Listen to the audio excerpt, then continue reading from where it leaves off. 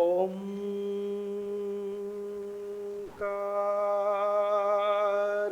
बिंदु संयुक्तम्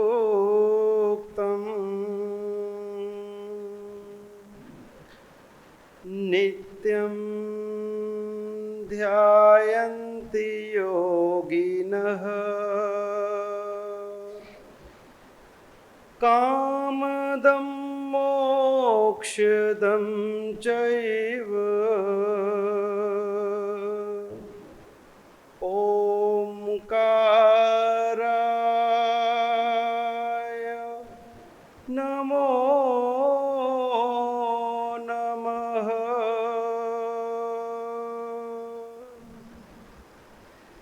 आत्मारामं गुणागारं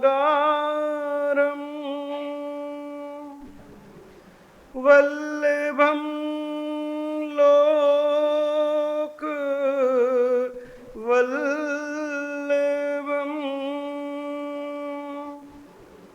समुद्रं मोददातारम्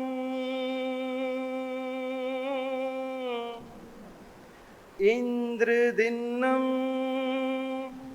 नमाम्यहम्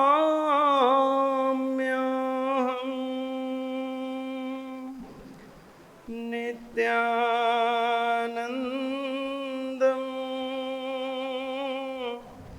नमाम्यहम्।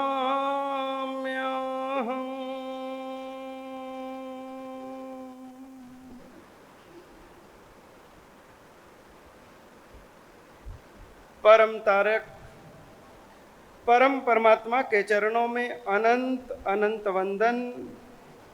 परम श्रद्धेय गुरुचरण, धर्म सभा में उपस्थित धर्मानुरागी भव्य आत्माओं, आप सभी ने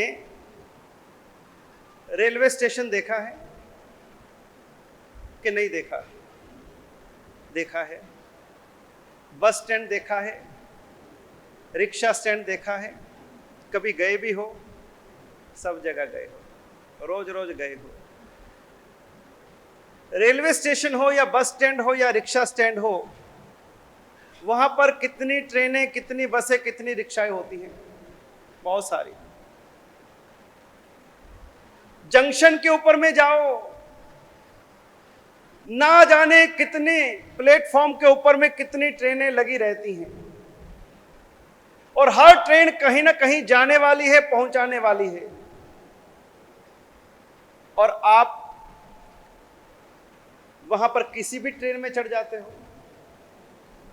ट्रेन तो ट्रेन है, इतनी ट्रेनें खड़ी हैं, इतने प्लेटफॉर्म हैं, आप पहुंचे, किसी भी ट्रेन में चढ़ गए, किसी भी बस में चढ़ गए, कोई भी रिक्शा पकड़ ले। कैसे चुनाव करते हो? कैसे चुनाव करते हो?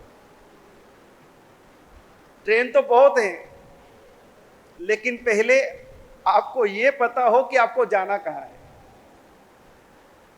पहले आपको आपकी मंजिल पता होनी चाहिए। घर से निकले उससे पहले पता तो हो जाना कहां है। ट्रेन तो मिल जाएगी, लेकिन आपको कहां जाना है, वो ट्रेन आप पकड़ोगे, वो बस आप पकड़ोगे, वो रिक्शा आप पकड़ोगे। और यदि किसी भी बस में बैठ गए तो बोलो क्या होगा? पैसा भी जाएगा और भटक भी जाओगे, अखबार में फोटो भी आ जाएगा। गुमशुदा की तलाश। आज तक अखबार में फोटो नहीं आया, अगर फोटो दिलवाना है तो यह भी तरीका बहुत अच्छा है भैया। यहां से हम आत्मा चैनल में अनाउंस भी कर देंगे, भैया ये चेहरा है भैया। आपको पहले तय करना पड़ता है कि आपको जाना कहां है, पहुंचना कहां है, और जहां जाना है वो ट्रेन कितने बजे आती है, कौन से प्लेटफॉर्म पे आती है, उस ट्रेन का नाम क्या है, और उसमें भी हमारी बोगी कौन सी होगी, हमारी सीट कौन सी होगी, सारी की सारी इंफॉर्मेशन आप पहले कलेक्ट करते हो, और सब इंफॉर्मेशन होने के बाद उसके बाद आप प्लेटफॉर्म पे पहुंचते हो, ट्रेन आती है, आप निश्चिंत रहते हो, आपको पता है इतने बजे ट्रेन आएगी, यहां लगेगी, यहां पर लगभग हमारा डिब्बा आएगा, आप उसके आसपास पहुंच जाते हो, ट्रेन लगभग वहां पहुंचती है और आप अपनी सीट के ऊपर रिजर्व सीट पे बैठ जाते हो, निश्चिंत होकर बैठते हो, टीटी का भी डर नहीं क्योंकि आपके पास में टिकट है, और निश्चिंत आप यात्रा करते हो और समय पर पहुंच करके अपने गंतव्य पर भी पहुंच जाते हो। लेकिन यदि आपको पहले से आपकी मंजिल पता है, तो पहले से आपको ट्रेन की लक्ष्य की जानकारी है, तो अभी संसार में ये इस जंक्शन में हम आए हैं, रोज इधर से उधर उधर से उधर हम चल रहे हैं, क्या हमें हमारे लक्ष्य की जानकारी है कि हमको जाना कहां है? हम घर से दुकान, दुकान से घर, एक शहर से दूसरे शहर, दूसरे शहर से तीसरे शहर, हम इधर से उधर घूम रहे हैं। जिंदगी के 50 साल निकल गए, 60 साल निकल गए, 70 साल निकल गए, यात्रा तो करते जा रहे हैं, करते जा रहे हैं, लेकिन ना तो ट्रेन की खबर है, ना मंजिल की खबर है, ना ठिकाने की खबर है। हमारी तो स्थिति ऐसी है कि जो ट्रेन आई बैठ जाओ, झूठा ही तो लेना है क्या?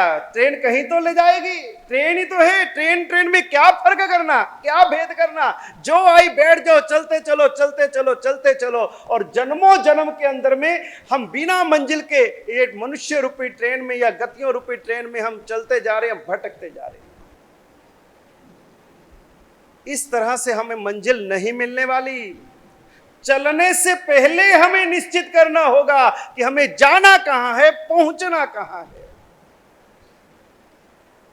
एक बार एक व्यक्ति स्टेशन पर पहुंचा, जिस ट्रेन में उसको चढ़ना था उसमें बड़ा रश था, बाहर तक लोग लटक रहे थे, पूरी ट्रेन भरी हुई थी। उस व्यक्ति ने सोचा कि लास्ट ट्रेन है, अब क्या करूं, अंदर किसी तरह से घुसूं तो सही। वो जैसे तैसे करके अंदर घुस गया। इतनी भरी ट्रेन थी, उसका दम घुटने लगा।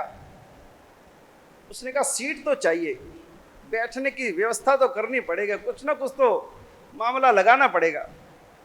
उस व्यक्ति ने जोर जोर से चिल्लाना शुरू किया, अरे बचो बचो बचो, अरे ट्रेन के इस डिब्बे के अंदर में सांप है, सांप है। और जैसे ही सुना, सारी पब्लिक दर दर दर दर दर बाहर, सारे लोग निकल गए, सब भाग गए, सब प्लेटफॉर्म के ऊपर आ गए। वो अकेला व्यक्ति आया, देखा हमारा दिमाग बुद्धि, सारी ट्रेन खाली करा दी हमने, और वो व्यक्ति अकेला सीट के ऊपर में बैठा है। 10 मिनट हुए, 15 मिनट हुए, ट्रेन चली नहीं, ट्रेन चली नहीं। वो विचार करता है कि अरे ट्रेन का चलने का समय भी निकल गया, अभी तक ट्रेन चली क्यों नहीं।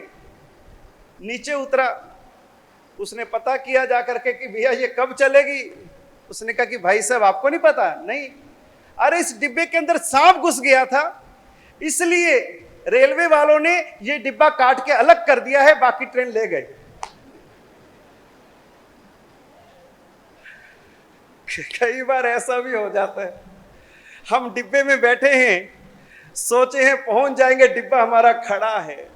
हम संसार के डिब्बे में तो बैठ गए, पर यह डिब्बा कहीं पहुंचने वाला नहीं है, इसकी कोई मंजिल नहीं है, कोई किनारा नहीं है। जब तक हम सही मंजिल अपनी नहीं निर्धारित कर लेंगे, हमें पहुंचना कहाँ है। इतनी उम्र के अंदर क्या हमने कभी सोचा कि भाई अब हमको कहाँ जाना है, पहुंचना कहाँ है, बुलावा आने वाला है, टिकट कटने वाली है, धीरे धीरे हम आगे सरक रहे हैं, आगे वाला हमारा धीरे धीरे अगले वाला आगे सरक रहा है, आगे क्यू के अंदर उस लाइन में हम लगे हुए हैं। हमारी बारी आगे आ रही है, विंडो के ऊपर पहुंचने वाले हैं, उससे पहले हम तय कर लें कि हमें जाना कहां है, मंजिल क्या है। बहुत भटक लिया, इस मन ने बहुत भटका लिया।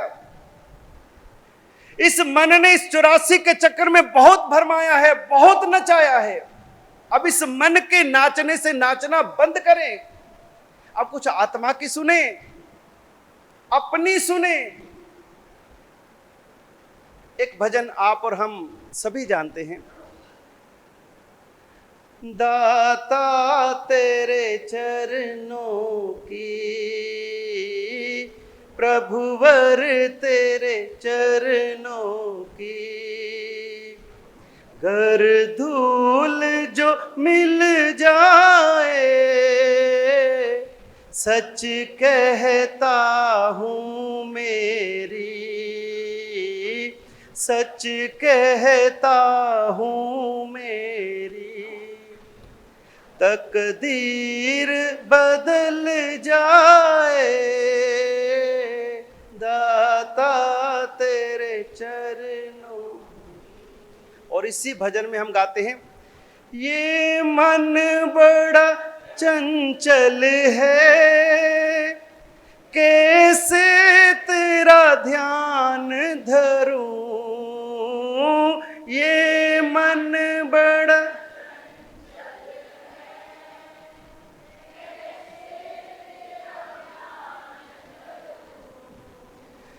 जितना इसे समझाऊं,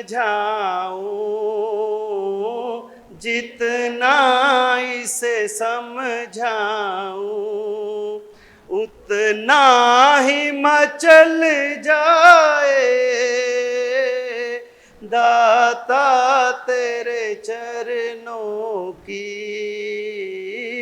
प्रभुवर तेरे चरणों की, गर धूल जो मिल जाए, सच कहता हूँ मेरी, सच कहता हूँ मेरी, तकदीर संवर जाए, प्रभुवर तेरे चरणों की। भजन तो बड़ी बार गाया है, लेकिन इनके शब्दों पर, पंक्तियों पर, गहराई में, भावों में हमने कभी ध्यान नहीं दिया। ये मन बड़ा चंचल है, कैसे समझाऊं मैं। जैसे जैसे हम अपने इस मन को परमात्मा से जोड़ने का प्रयास करते हैं, धर्म से जोड़ने का प्रयास करते हैं, वैसे वैसे ये हमारा मन बाहर भागता है। जैसे ही इसको नियंत्रण करते हैं, वैसे ये उछल करके, कूद करके, जंप मार के बाहर भागता है। ये मन इतना चंचल है, इतना चपल है, कहते हैं कि भजन में कम लगता है, भोजन में ज्यादा लगता है। हमारे जितने फंक्शन होते हैं, भजन मंडप में पब्लिक होती है या भोजन मंडप में पब्लिक? मन कहां ले जाता है?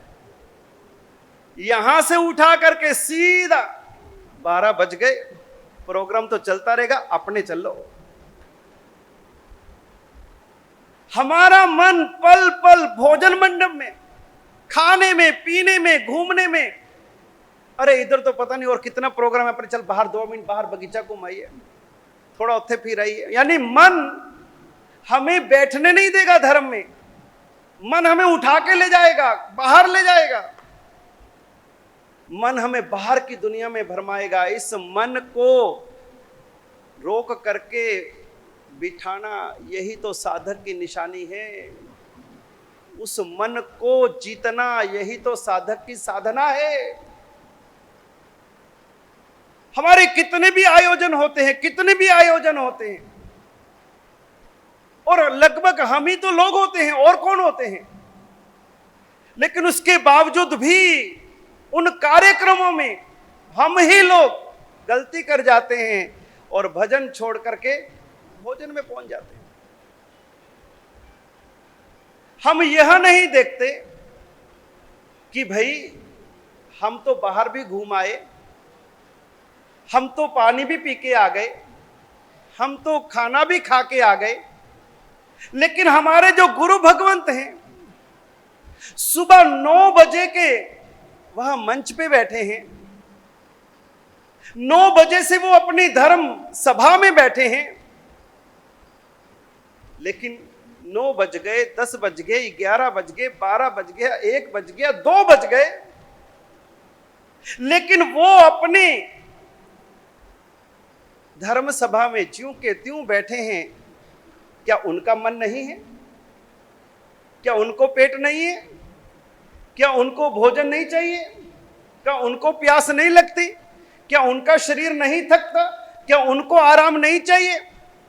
लेकिन नहीं, उन्होंने अपने मन को जीता है, साधा है कि मुझे इस धर्म सभा में, मुझे इस परमात्मा की सभा में, मुझे यहां पर अपने कर्मों की निर्जरा के लिए बैठना है।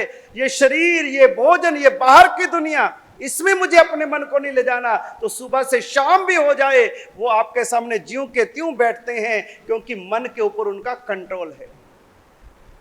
और हम उनसे भी नहीं सीख पाते, और हम अपनी दुनिया में चलो भैया, चलो भैया, चलो भैया। हमारे गुरु भगवंत अपने प्रवचन के माध्यम से हमें प्रेरणा देते हैं, हमें कुछ न कुछ जीवन में ग्रहण करने की, धारण करने की प्रेरणाएं देते हैं। कोई नियम, कोई व्रत, कोई पचखान धारण करो, लेकिन हम सुन करके ऐसे के ऐसे चले जाते हैं। कोई दिन, कोई जीवन में एक आध नियम भी नहीं हमारे। कोई ना कोई प्रतिदिन नियम ले, कोई ना कोई व्रत ले, कुछ भी नहीं, सुना और गए। इधर से आपको जो धर्म की प्रभावना मिलती है वो तो हम ले या ना ले, लेकिन वहां से जो प्रभावना मिलती है उसको कौन छोड़ता है? वहां से मन उस प्रभावना में चला जाता है, इस प्रभावना में नहीं जाता। महाराज ये तुसी रखो, आता महाराज जी कल फिर वंड दियो, तुसी वंडो तो इकट्ठी करके रख लो, ओ प्रभावना ठीक है महाराज। हमारा मन उस प्रभावना में जाएगा, लेकिन धर्म की प्रभावना में, आत्मा के लिए जो काम आएगा, ना ना ना ना ना। हमारा मन कहां टिका हुआ है? हमारा मन किन चीजों में अटका हुआ है? जब तक हम अपने मन को इन तुच्छ सांसारिक भौतिक साधनों से नहीं उठाएंगे, तब तक परमात्मा के चरणों की धूल कैसे मिलेगी? यही की यही स्थिति भगवान ऋषभदेव के पुत्रों की बनी। एक बार आगमों में एक कथा आती है, परमात्मा ऋषभदेव इस अवसर्पणी काल के पहले राजा हुए। उससे पहले कोई राजा नहीं था। उनके पिता नाभि व कुलकर थे, कुलकरों की व्यवस्था थी। पहले राजा ऋषभदेव हुए। संपूर्ण राज सत्ता वैभव भोगने के बाद जब उन्होंने दीक्षा ली, दीक्षा लेने से पहले उनके मन में विचार आया कि मेरे 100 पुत्र हैं, और 100 पुत्र मेरे दीक्षा लेने के बाद में मेरा जो राज्य है, ये 100 पुत्र आपस में कहीं झगड़ा ना कर ले, लड़ाई ना हो जाए संपत्ति को लेके, जमीन जायदाद को लेके। इसलिए मैं खुद ही 100 के 100 पुत्रों को जमीन जायदाद का बंटवारा कर देता हूं। और ऋषभदेव भगवान ने 100 पुत्रों में अपनी सारी संपत्ति बांट दी, अलग अलग देशों का सबको राजा बना दिया। किसी को अयोध्या दी, किसी को बंगाल दिया, किसी को अंग देश दिया, किसी को कोई देश दिया। सभी अलग अलग 100 पुत्रों के अलग अलग देश हो गए। उसके बाद परमात्मा ने दीक्षा ले ली। अब दीक्षा लेकर के परमात्मा तो बिल्कुल मुक्त हो गए सांसारिक बंधनों से, सांसारिक कार्यों से। सभी अपना अपना राज्य संचालन करने लगे। उसके बाद सबसे बड़ा पुत्र भरत, जिस समय वो सारे पृथ्वी को जीत करके, शतखंड को जीत करके जब वो वापस लौटा तो उसका जो चक्र रत्न था वो महल के बाहर ही खड़ा रह गया, अंदर प्रवेश ही नहीं कर रहा। अब चक्र रत्न प्रवेश करे तो राजा प्रवेश करे। सारी दुनिया को जीत करके आया है, चक्रवर्ती बनना है उसको। भरत ने कहा कि ये चक्र रत्न प्रवेश क्यों नहीं कर रहा? तब भरत महाराजा को बताया, महाराज क्षमा करें, आपने सारी पृथ्वी को जीत लिया, सारे देशों को जीत लिया, सारे राजाओं को परास्त कर दिया, सारी दुनिया पे एक छत्र राज आपका है, लेकिन महाराज आपके ही नवानु भाई आपकी आज्ञा में नहीं है। सब अपने अपने देशों में अपना अपना झंडा फरका रहे हैं, आपके नवानु भाई ही आपकी आज्ञा में नहीं है।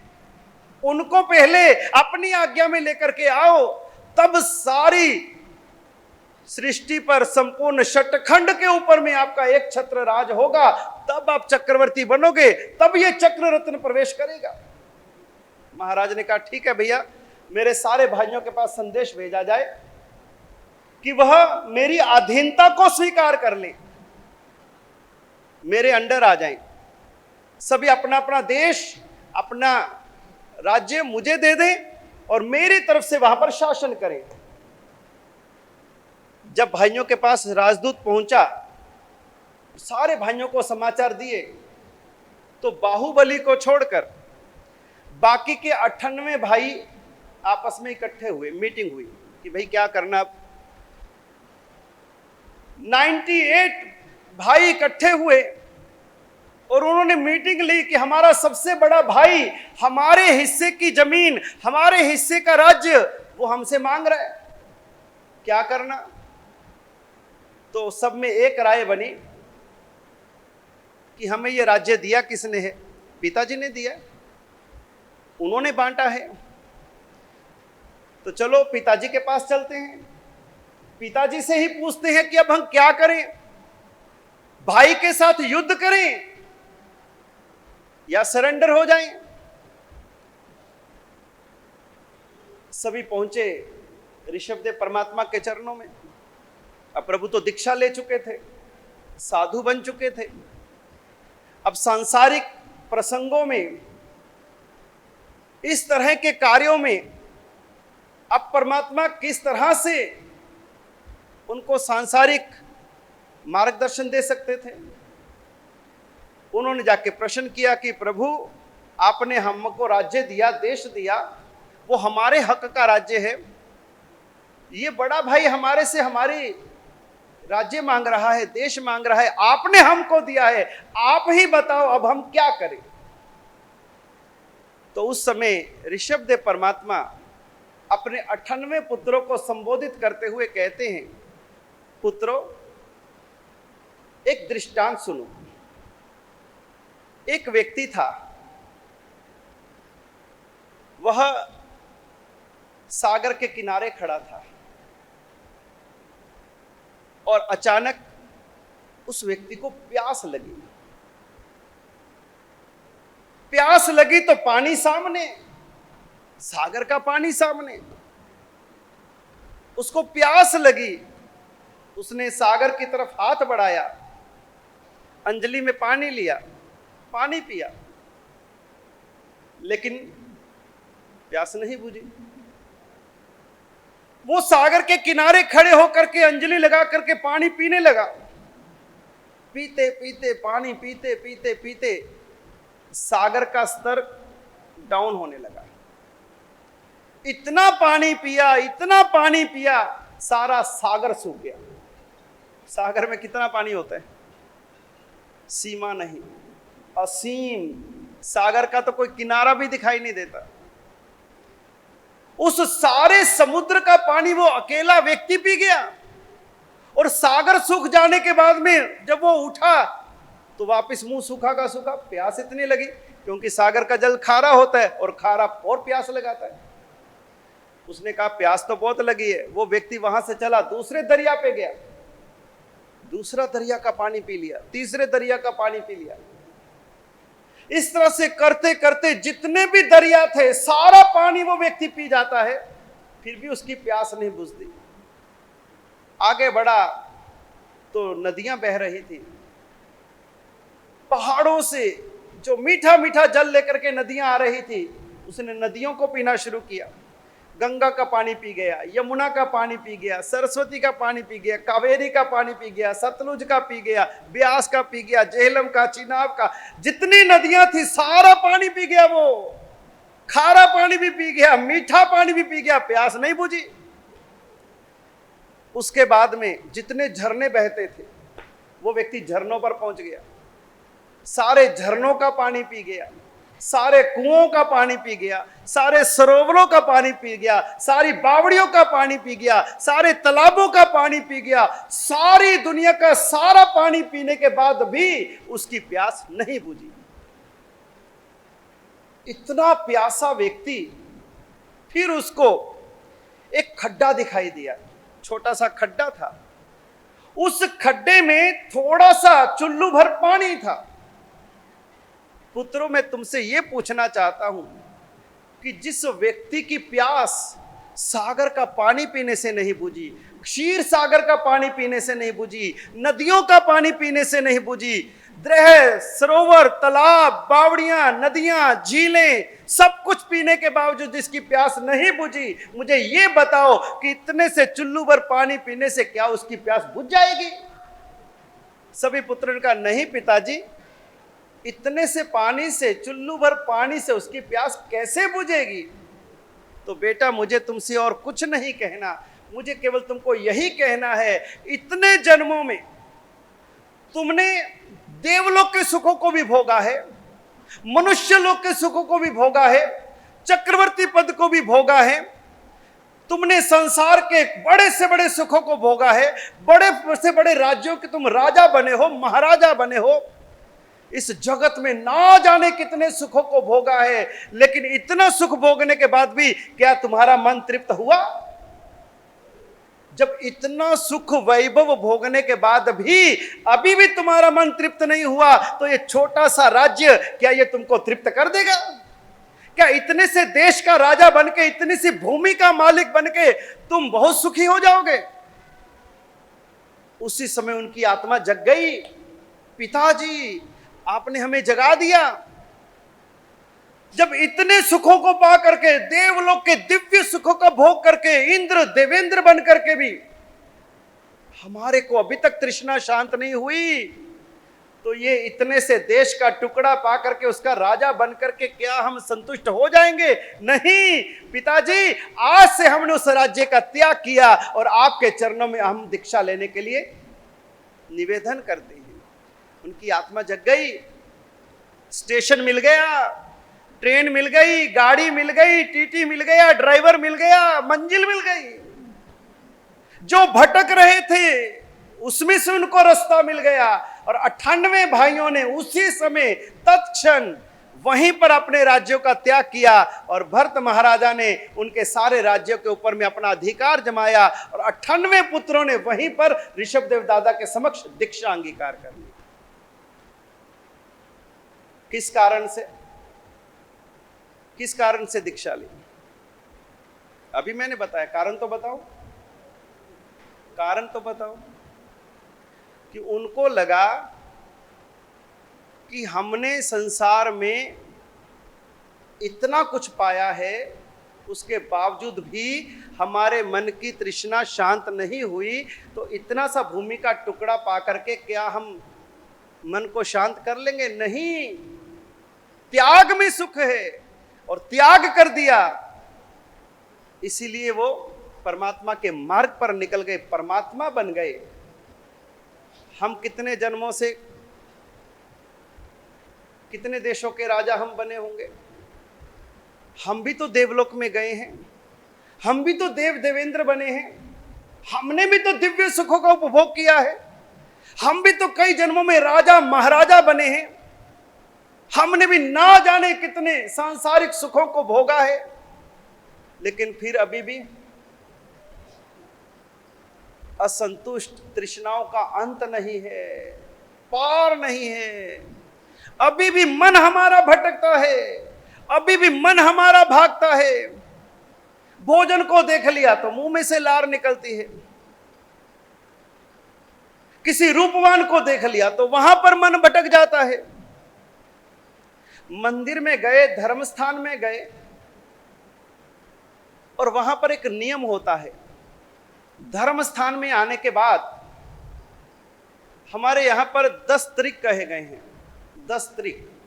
उसमें से एक त्रिक होता है 3 दिशाओं का त्याग करना, 3 दिशाओं का देखने का त्याग करना। फिर कौन सी दिशा में देखना?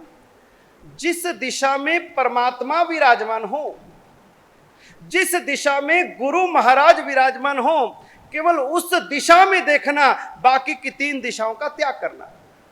दाएं बाएं और पीछे एक दिशा में देखना। ये हमारे धर्म स्थान के 10 त्रिकों में से एक त्रिक आता है। अब हम निश्चय ही कह करके मंदिर में प्रवेश किए।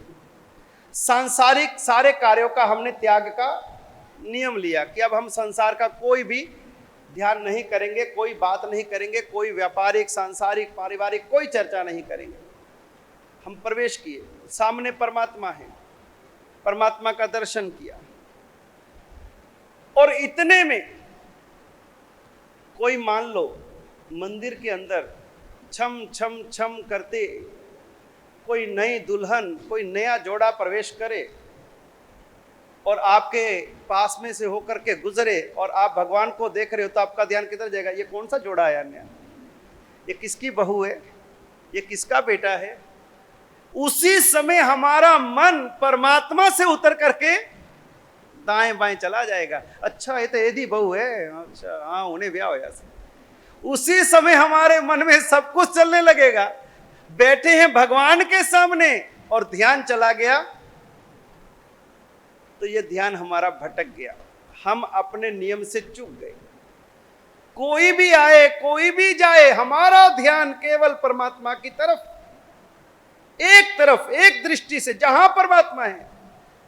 होता क्या है, हम मंदिर में जाते हैं, हम धर्म स्थान में जाते हैं, हमें परमात्मा ही दिखाई नहीं देते, बाकी सब दिखाई देता है।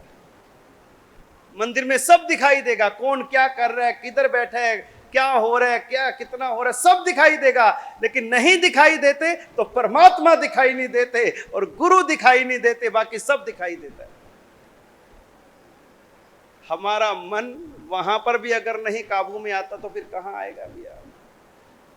ये स्थान तो मन को काबू करने के स्थान है। यहां पर जब तक आप बैठे हो तब तक तो आप इस मन को कहीं ना कहीं कुछ रोक करके बैठे हो, लेकिन जैसे ही यहां से उठे, और आपसे पहले तो मन उठ के बाहर, आप तो भी घर पहुंचे नहीं, मन पहले ही पहुंच गया। आप तो फैक्ट्री गए नहीं, मन तो पहुंच गया, काम चालू भी हो गया उसका। मन तो सारी दुनिया घूम करके आ गया। हाँ, इतने बजे बैंक जाना है, 11 बज गए, चलो भाई ये भी काम करना, वो भी करना है। अभी काम शुरू भी नहीं किया और मन का काम चालू।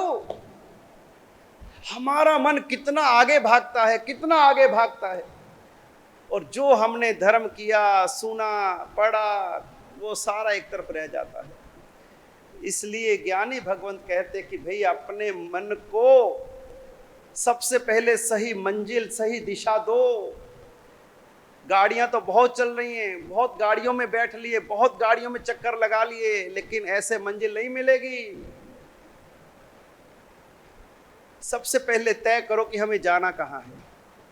अभी तक तो हमको यही नहीं पता कि हमको जाना कहाँ है। हर गाड़ी में बैठ चुके हैं। आज तय करके उठो कि मुझे अपनी जीवन की गाड़ी को कौन सी दिशा में ले जाना है, कौन सी मंजिल पे ले जाना है। जब तक हम अपनी दिशा तय नहीं करेंगे, लक्ष्य तय नहीं करेंगे, तब तक हमें कोई किनारा नहीं मिलेगा। आप जब यहां पर आए तो आपने ये तय किया था कि प्रवचन सुनने के बाद में, धर्म स्थान में आने के बाद में हम कौन सी दिशा में अब आगे बढ़ेंगे। यहां से उठने के बाद फिर संसार की ही दिशा है। संसार में जाओ, अपने गृहस्थ जीवन का पालन करो, लेकिन उस पालन करते हुए भी अपने मन को परमात्मा से जोड़ करके रहो संसार में, लेकिन मन को रखो परमात्मा में, मन को उससे जोड़ करके रखो।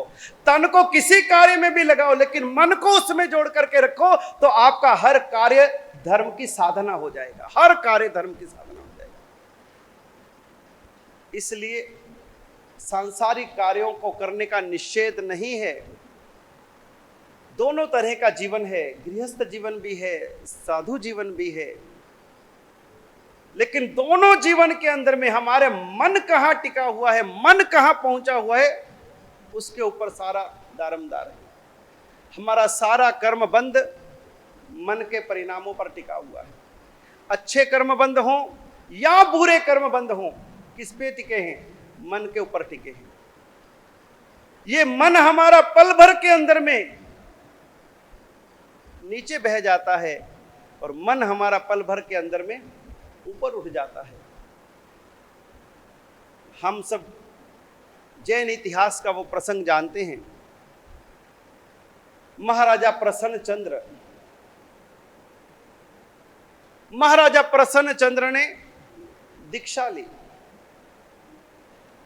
और दीक्षा लेने के बाद भगवान महावीर स्वामी से उन्होंने निवेदन किया कि प्रभु मुझे आज्ञा दे, इजाजत दे, ताकि मैं अपनी कर्मों की निर्जरा के लिए, आत्मा की शुद्धि के लिए, परम पद पाने के लिए, क्योंकि मेरा चरम और परम लक्ष्य है कर्मों की निर्जरा करना, इसलिए प्रभु मुझे आज्ञा दे, मैं शमशान भूमि में जाकर के साधना करूं। परमात्मा ज्ञानी थे, अंतर्यामी थे। परमात्मा ने कहा जहां सुखम, तुमको जैसा ठीक लगे भैया। और प्रसन्न चंद्र राजऋषि शमशान में पहुंचे, कठोर साधना में खड़े हैं, पग पैर के ऊपर पैर चढ़ा करके, हाथ दोनों आकाश में, आंखें सूर्य के साथ जोड़ी हुई हैं, एक टक दृष्टि से सूर्य को निहार रहे हैं, घोर आतापना ले रहे हैं। ऐसी स्थिति में प्रसन्न चंद्र राजऋषि शमशान में साधना कर रहे हैं, और इधर से महाराजा श्रेणिक की पूरी दलबल सभा परमात्मा महावीर को वंदन करने के लिए जा रही है।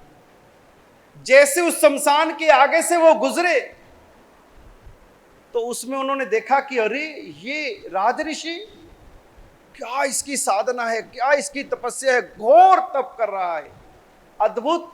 मैं जाकर के समवसरण में भगवान महावीर से पूछूंगा कि प्रभु ये साधक कौन है, और ये इतनी ऊंची साधना करके इसकी आत्मा कहां जाएगी। श्रेणिक महाराजा ने मन में विचार किया, और इधर जैसे उनका दलबल आगे निकला, पीछे दो दूत, उन्होंने जैसे उस राजऋषि को देखा, आपस में कानाफूसी करने लगे। एक ने कहा कि ओ देखो, इस बाबा को देखो, ये तो अपना राज वैभव छोड़ करके दीक्षा ले ली, और अपने छोटे से बेटे को इसने राजा बना दिया, सारा राज्य उसके कंधों पर छोड़ दिया। बच्चा अभी छोटा था, और छोटे बच्चे के ऊपर में सारा राज वैभव छोड़ करके ये तो दीक्षा ले गया, लेकिन इसको पता नहीं कि इसके राज्य के ऊपर में पड़ोसी देश ने, राजा ने आक्रमण कर दिया, और अब इसका बच्चा कैसे लड़ेगा, वो युद्ध के मैदान में कैसे लड़ेगा, कैसे जीतेगा। इसका बेटा भी मारा जाएगा, राज्य भी भ्रष्ट हो जाएगा, सब कुछ चला जाएगा, लुट जाएगा, बर्बाद हो जाएगा, और इसको बाबा जी को पता ही नहीं, खड़े हैं यहां साधना में। और ये कानाफूसी की आवाज उसके कानों में गई।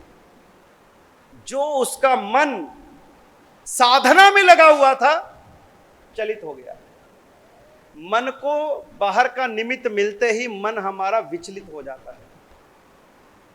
इसलिए ऐसे निमित्त से हमें दूर रहना चाहिए कि जो निमित्त हमारे मन को विचलित कर दे। जब तक हम संसार में रहेंगे, टीवी के आगे रहेंगे, मोबाइल के आगे रहेंगे, बाहरी साधनों के आगे रहेंगे, हमारा मन विचलित रहेगा। और जैसे उन साधनों से हम दूर रहेंगे, कम से कम अपने मन को कंट्रोल तो कर पाएंगे। स्थिर तो कर पाएंगे। अगर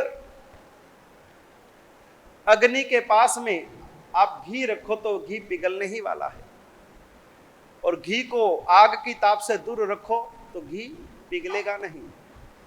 हमारा मन भी ऐसा है, जैसे ही बाहरी साधनों के ताप के पास रखोगे, आप कितना भी कंट्रोल करो पिघल जाएगा, विचलित हो जाएगा। इसलिए उन निमित्तों से, बुरे निमित्तों से मन को दूर रखना है। तो वो निमित्त मिल गया, मन विचलित हो गया, अरे मेरा छोटा बेटा आक्रमण, और मेरा बेटा कैसे लड़ेगा युद्ध, मैं अभी जाता हूं मैदान में, अभी जाकर के युद्ध करता हूं। और उसी समय वह विचारों के अंदर में उतर गए और साधना में खड़े हैं, और भीतर उनके युद्ध शुरू हो गया। कभी मन में हमारे परिणाम शुरू हो जाते लड़ाई के, किसी ने हमको कुछ कहा हो, हमको किसी ने कुछ कहा हो, और हमको उसके साथ अभी लड़ने की हिम्मत नहीं है, लेकिन मन ही मन, तेरे को देख लूंगा, तेरे को देख लूंगा, बाहर तो आ, निकल तो सही। मन ही मन गालियां निकालने लगते हैं, मन ही मन बुरा सोचने लगते हैं। बाहर से कुछ कर पाने की स्थिति नहीं, लेकिन मन से तो कर दिया, मन से तो परिणाम क्लिष्ट हो गए, मन से तो कर्म का बंद हो गया। भले किया कि नहीं किया, लेकिन मन से तो कर्म बंद हो गए। वो प्रसन्न चंद्र राजऋषि, मन के अंदर में युद्ध चालू, भयंकर युद्ध चल रहा है, विचारों से युद्ध चल रहा है, भयंकर द्वंद्व चल रहा है। और युद्ध करते करते करते, दुश्मनों को मारते मारते, सैनिकों को मारते मारते, ऐसे क्लिष्ट भावों के अंदर उतर चुके हैं, खून की नदियां बहा रहे हैं। और इतने में श्रेणिक महाराजा समव शरण में परमात्मा महावीर से प्रश्न करते हैं, प्रभु रास्ते में आपका शिष्य देखा, घोर साधना कर रहा है, क्या कठोर तप कर रहा है। प्रभु ऐसा साधु, ऐसा साधक, यदि इसी समय उसका काल धर्म हो जाए तो मर करके कहां जाएगा। तब प्रभु कहते हैं, श्रेणिक 7वीं नरक में। श्रेणिक महाराजा चौंके, 7वीं नरक में? इतनी कठोर साधना करने वाला, घोर साधना करने वाला, और वो साधु परमात्मा कहते 7वीं नरक में। दिमाग काम नहीं किया, अरे प्रभु मैं उसके बारे में पूछ रहा हूं, वो शमशान के पास खड़ा है, प्रसन्न चंद्र राजऋषि, कहां जाएगा? 6ठी नरक में। अरे अभी 7वीं, अभी 6ठी, परमात्मा के उत्तर में अंतर कैसे आ गया? प्रभु से फिर पूछा, 5वीं नरक में, 4थी में, 3री में, 2री में, पहली में, पहले देवलोक में, दूसरे देवलोक में। और कुछ ही क्षणों में आकाश में देव दुंदुभियां बजने लगती हैं, दिव्य नाद होने लगते हैं, जय जयकार होने लगती है। और उसी समय श्रेणिक महाराजा कहते हैं कि प्रभु ये आकाश में ये दिव्य नाद क्यों हो रहा है? श्रेणिक, तू जिस राजऋषि के बारे में मुझे पूछ रहा है, उसको अभी अभी केवल ज्ञान, केवल दर्शन की प्राप्ति हो गई। अरे प्रभु, ये दिमाग मेरा काम नहीं कर रहा। अभी तो आपने बोला था कि वो मर करके 7वीं नरक में जाएगा, और अभी एक क्षण के बाद में आप कह रहे हो उसको केवल ज्ञान हो गया। कहां 7वीं नरक, कहां केवल ज्ञान? प्रभु ये अबूझ पहेली मेरी समझ में नहीं आ रही। तब परमात्मा कहते हैं, श्रेणिक, जब तूने मुझसे प्रश्न पूछा था, मैंने उसकी बाहर की क्रिया को देख करके नहीं जवाब दिया था, मैंने उसके मन के अंदर चलने वाले परिणामों को देख करके कहा था। उस समय वो इतने आर्त ध्यान में था, रौद्र ध्यान में था, क्लिष्ट परिणामों में था, हिंसा के परिणामों में था, कि उसका मन युद्ध के मैदान में गया हुआ था, भयंकर युद्ध कर रहा था। और उसके परिणामों को देख करके मैंने कहा था, अगर इस समय यह व्यक्ति मरता है तो 7वीं नरक में जाएगा।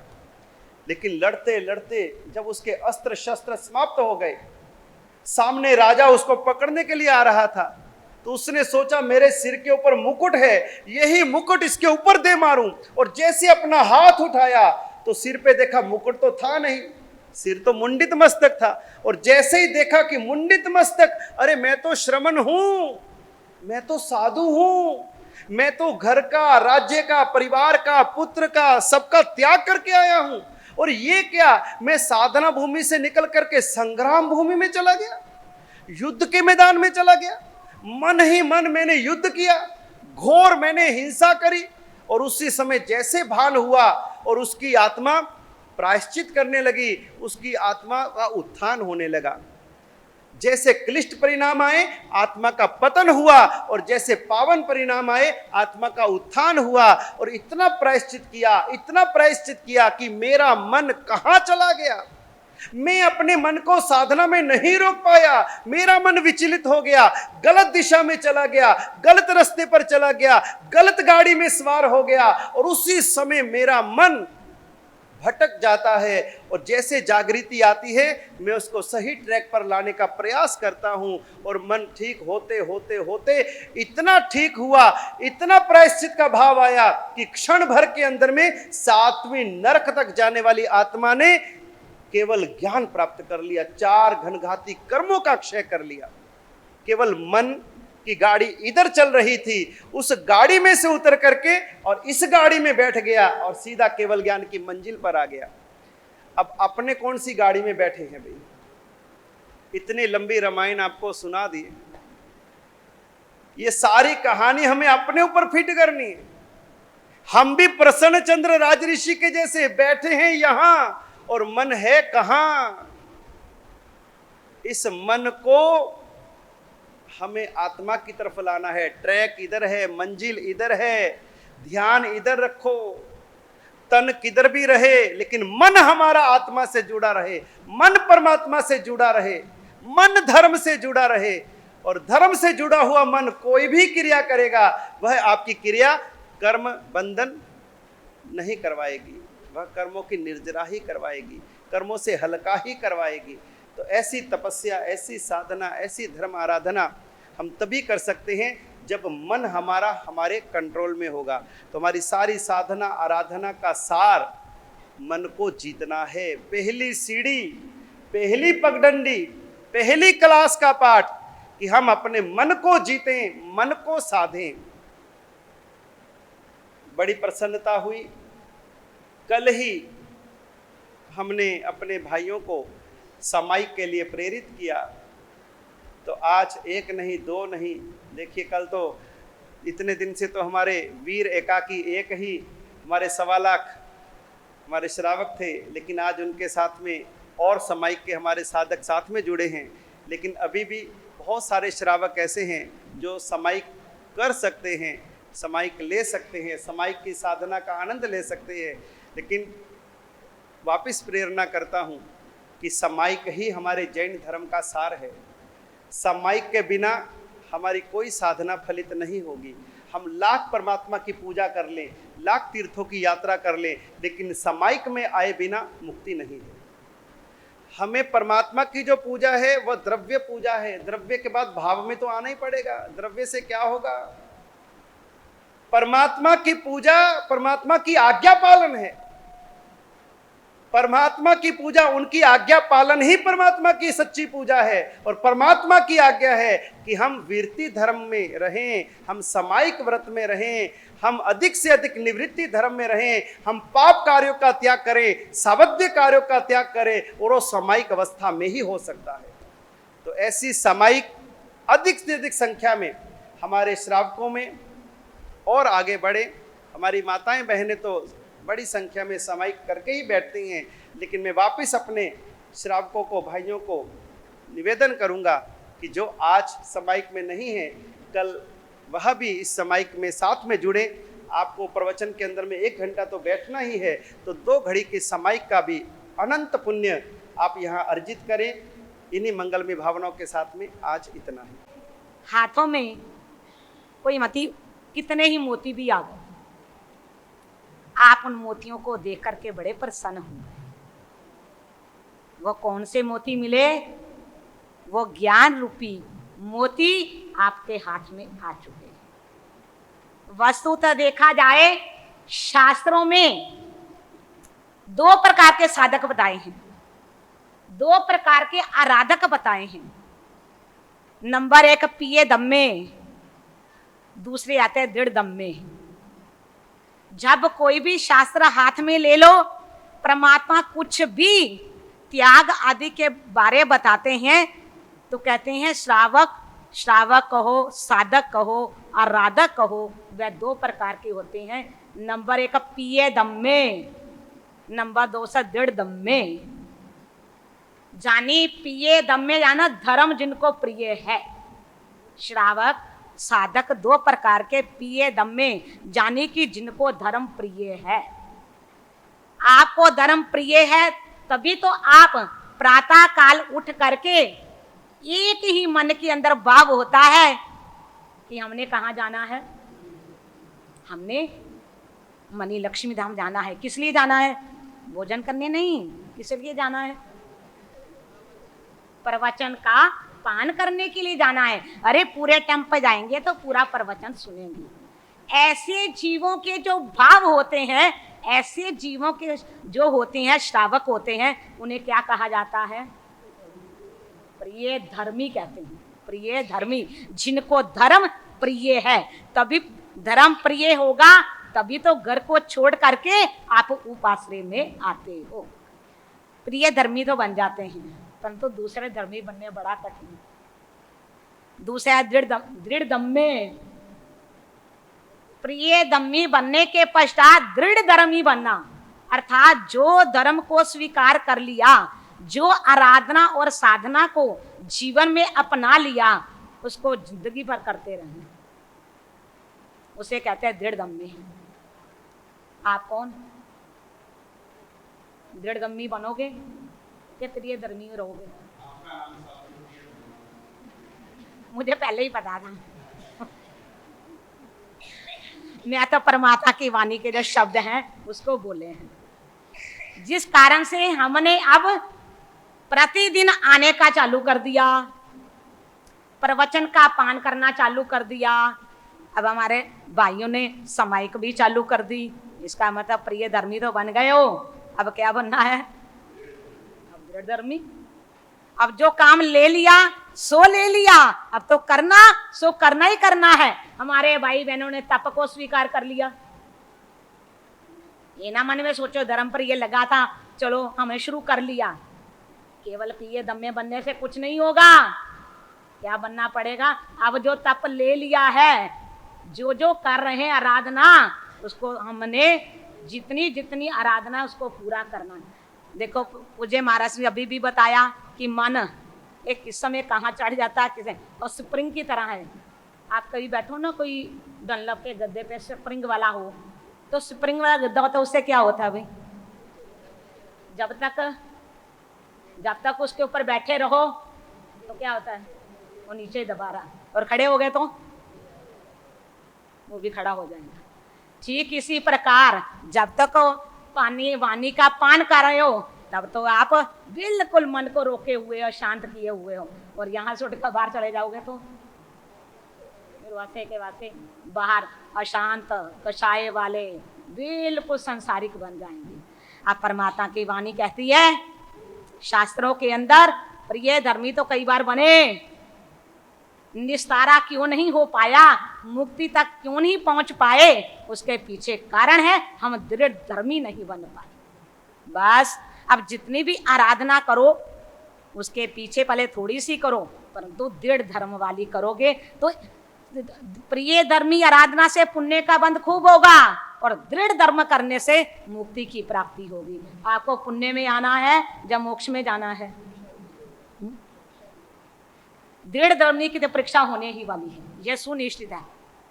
जो परीक्षा में पास हो गया ना तो चढ़ गया ऊपर। कई लोगों के समाचार आते हैं, मुझे महाराज श्री जी ये तप कितने समय तक चलने वाला है? मैंने बोला यादा नहीं, प्रदूषण के बाद पारना, ये नहीं बताना प्रदूषण कब है। उनको कहता ओहो हर समय पर ऐसा ही होता है, प्रदूषण के बाद पारना आ ही जाता है। इस तमाशे के अंदर भी उतना ही लंबा तप है, बस प्रदूषण पूरे हुए नहीं, तीसरे दिन आपका पारना आया नहीं। इस कारण से कोई लंबा नहीं। इसलिए दृढ़ धर्मी बनना, मन को थोड़ा समझाना पड़ता है, जी तू ले लिया ना, अब करना है तो करना है। परीक्षा तो होने वाली है, उसके अंदर हमने पास होना ही होना है। इसलिए कई लोग प्रियधर्मी होते थे, दृढ़धर्मी नहीं होते, और कोई ऐसे विरले होते हैं जो प्रिय धर्मी भी होते हैं और दृढ़ धर्मी भी होते हैं, और कई ऐसे भी होते हैं ना प्रिय धर्मी ना दृढ़ धर्मी। आपका नंबर तीनों में, आपका नंबर तीनों में से कोई भी नहीं, अभी तो प्रिय धर्मी तो बन ही चुके हो। और कल ठीक 9:30 बजे संक्रांति का कार्यक्रम प्रारंभ होगा। कल की संक्रांति हमारे जिनाले के पीछे जो विशाल धर्मशाला, भोजनशाला इत्यादि का निर्माण करे चल रहा है, वहाँ पर जो पहली बिल्डिंग है वहीं पर संक्रांति का कार्यक्रम है। कल मंदिर जी के उस तरफ पीछे की तरफ वहीं पर सबको सुबह 9:30 बजे पधारना है, वहीं पर संक्रांति का आयोजन रखा गया है। और इसके साथ ही हमारे इस चातुर्मास काल में जो 4-4 महीने तक जिन वाणी की गंगा बहने वाली है, प्रतिदिन प्रवचन पीयूष का जन जन पान करने वाला है, तो उसमें इस चातुर्मास काल में जिस ग्रंथ के ऊपर यह प्रवचन श्रृंखला चलेगी, अभी तक जो प्रवचन चल रहे हैं ये हमारी प्रारंभिक भूमिका के ऊपर चल रहे हैं, लेकिन ग्रंथ के आधार लेकर के जो हमारी प्रवचन श्रृंखला चलेगी, तो कल वो कौन सा ग्रंथ होगा जिसके आधार पर यह सारी प्रवचन श्रृंखला चलेगी, तो वह है शांत सुधारस ग्रंथ। शांत सुधारस, जिसमें परम परमात्मा के द्वारा बताई गई 12 भावनाएं और मैत्री आदि 4 भावनाएं, इस प्रकार 16 भावनाओं के ऊपर में बड़ा ही हृदय स्पर्शी, मार्मिक, आत्मस्पर्शी ऐसे भावनाओं का वर्णन है। तो शांत सुधारस ग्रंथ को गुरु भगवंत को वोहराने का चढ़ावा कल संक्रांति की सभा में बोला जाएगा, और 5 ज्ञान पूजा की बोलियां कल संक्रांति की सभा में होंगी। तो जिनको भी ये ग्रंथ वोहराने का लाभ लेना हो, अवश्य ही वह कल लाभ ले सकते हैं। अष्ट प्रकारी पूजा भी परमात्मा की वाणी की होगी। तो कल तो चढ़ावा बोला जाएगा और दूज के दिन यह ग्रंथ वोहराया जाएगा, क्योंकि कल चतुर्दशी है। कल चढ़ावा बोलेंगे, जो भी लेगा उसका पूरा परिवार उपस्थित होना चाहिए। अगले दिन अमावस्या है, तो अमावस्या को अपने ये कार्य नहीं करेंगे। फिर दूज जो तिथि है वह ज्ञान की तिथि के रूप में ही मानी जाती है। 19 तारीख को यह ग्रंथ जो है वो यहाँ पर गुरु महाराज के कर कमलों में विधि पूर्वक, पंच ज्ञान की पूजा पूर्वक, अष्ट प्रकारी पूजा पूर्वक ये ग्रंथ वोहराया जाएगा। तो अवश्य ही कल के इस ग्रंथ वोहराने के चढ़ावे में जिनको भी भाग लेना हो वह भी अपने परिवार में बात कर सकते हैं। पचखान ले लीजिए, उपवास वाले। सूर्योगे बतठम पचखाइति विहंपि आहारम सर्व खंसन पानहार पौर्षम सन सगारण पच्छन सन पानस में वो सिरई आइमबिल एकाशना व्यासना उगे सुरे नमकार संयम पौर्षम सारपन चखाई उगे सुरे चौविहम प्यार मसरम पानम खाई मम सैमम अणतम सहसा बच्चन आइमबिलम विगे चखन सहसागारणम लेवा लेबेन की संसटो के दोड़े पटिचमने का आसम चखाई व्यासम चखाई तिविहम प्यारम आसनम खाई मम सैम सहसागार सगारे कारण अणतम सुर गुरु पार्षण मत्र सन पानसल वेन आलवेन चेन बन वो सिरई।